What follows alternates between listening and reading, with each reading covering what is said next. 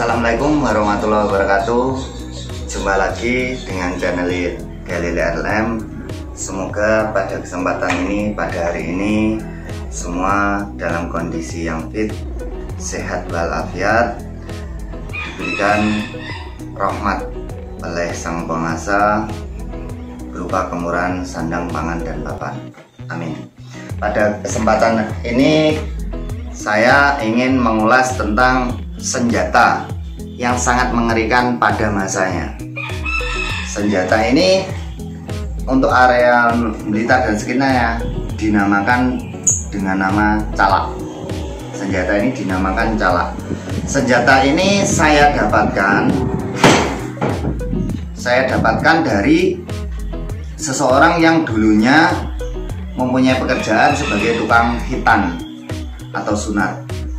Jadi senjata ini telah menelurkan banyak senjata lainnya. Nah, senjata ini saya dapatkan dari orang yang pekerjaannya dulu sebagai tukang hitan. Jadi mendengar ceritanya dari si empunya senjata ini ngeri. Sebelum adanya teknologi hitan sekarang yang seperti laser dan lain sebagainya, dulu senjatanya untuk hitan alatnya adalah sedemikian ini. Menurut empunya, dulu senjata ini ada 5 buah dari berbagai macam model. 5 buah. Tetapi yang bisa ditemukan hanya 3.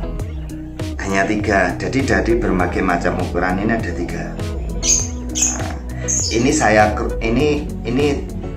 chrome ya, karena dulu baja asli jadinya sering karatan. Akhirnya saya chrome karena memang untuk koleksi. Kalau ini sekarang digunakan yang ngeri, nggak ada yang mau. Mungkin ya sekarang tuh nggak ada yang mau, karena orangnya udah maaf ya, mungkin karena termakan usia agak pikun gitu. Jadinya untuk mencari yang 2 lainnya nggak ada. Jadi pusaka ini bukan pusaka ya, maaf ya, senjata ini namanya calak. Menurut empunya yang punya, pemakaiannya begini. Ini begini, bukan begini, tapi begini. Kenapa? Bukan seperti senjata yang bukan. Jadi ini tajam sekali ini. Ini tajam. Ini kalau saya nge-chrome-nya baru ini tajam sekali ini. Ini tajam sekali. Nah, ini makanya saya bawakan kelor untuk tes ya. Ini tajam sekali. Dan tajam sekali. Jadi menurut empunya dulu Mr. P itu dijepit sama bambu. Jadi bambu dibelah, dijepit begini ya. Nah, begini. Setelah berapa lama ini kan agak kebas-kebas gitu, agak kandel lah bahasanya. Setelah itu baru ditarik. Setelah ditarik digini kan, selesai operasi. Ya kan? Makanya dulu orang kalau hitan pasti menunggu orangnya agak besar, gak seperti sekarang. Mungkin kelas berapa udah dikitan. Kalau dulu nunggu beneh lah kalau bahasanya nunggu beneh. Nah, jadi diginikan terus. Nah, digini ya posisinya ya, gantol gitu ya. Jadi senjata ini menjadi bukti bahwa dulu sebelum ditemukannya sistem hitan yang semodern ini, dulu orang-orang dulu juga memiliki teknik-teknik yang belum ada patiroso, belum ada morfin, mungkin ya, belum ada obat-obat yang kan ada untuk kedokteran itu untuk patirasa atau bius ya, namanya bius itu kan ada juga. Kalau dulu nggak pakai bius ya, pakai metodenya dijepit gitu loh. Kenapa? Karena yang hitan, yang biasa ngitan ini orangnya umurnya udah sepuh banget lah. udah menjelaskan itu agak-agak nyelenteng-nyelenteng juga gitu ya. Tapi saya yakin ini memang benar karena yang ngekrom saya ini kan kewaratan, akhirnya saya cuci karena sering karat. Karena kalau baja itu kan kalau dikasih uli nggak karat, tapi nanti bentar ulinya udah habis karat lagi, akhirnya saya krom bawahnya saya kasih kuningan, saya krom saya kasih kuningan ya, bisa dilihat ya.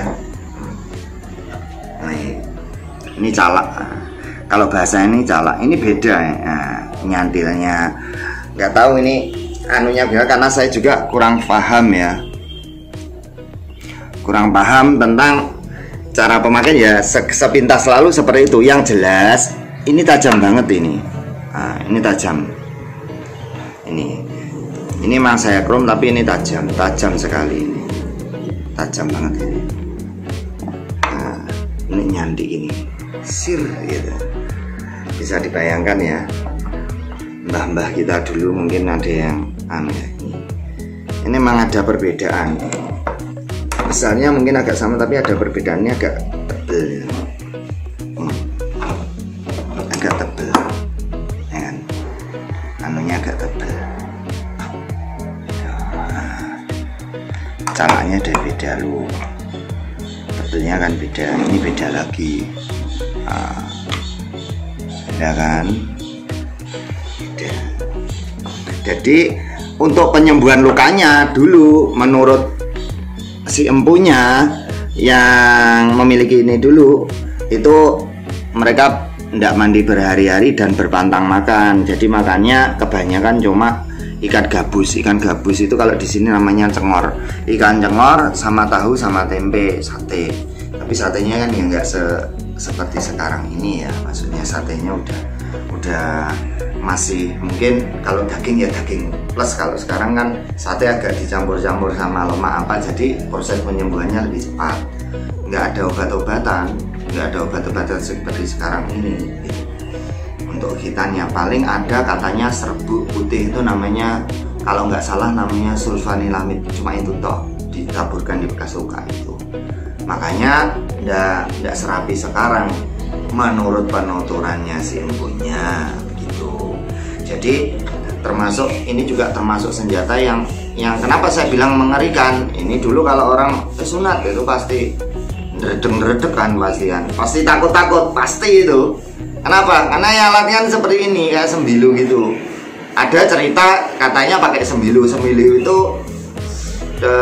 kulitnya bambu itu yang dianu, tapi saya nggak tahu bukti otentik. Maksudnya bukti otentik orang yang melakukan atau pelaku nggak mendengar. Kalau ini orangnya masih sekarang masih bisa bercerita, walaupun kita harus gabungkan karena usia itu yang saya bilang usia gitu.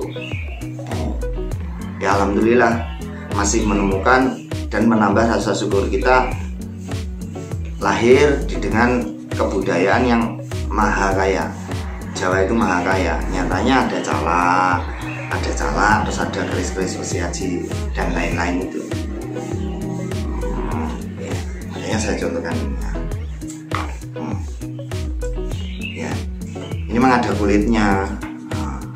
Kalau nggak ada ya tes gitu kan, karena nggak ditarik. Kalau ditarik gini kan ya ini ya, lihat. Nah, makanya katanya seperti itu.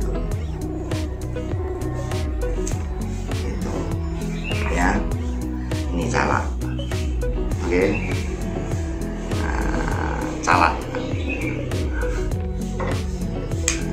bukan senjata untuk ini loh ya. Calak ini memang untuk hitan.